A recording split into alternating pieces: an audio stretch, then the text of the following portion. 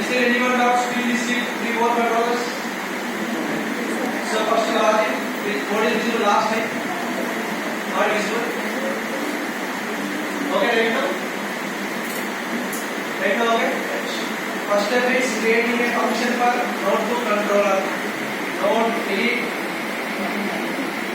nodes function, okay, equal to async and await function. Parameter is request comma response. Okay. Inside what we can do first step? What is first step? Deleting negative. What is the first step?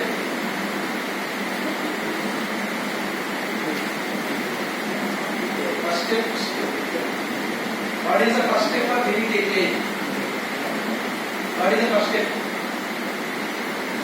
If you are deleting any nodes, what do you want requirements? What do you want requirements? If you are deleting any, how you can delete the particular notebook? How you can delete the particular notebook? For example, 101 also is notebook available I have. How you can delete the particular notebook?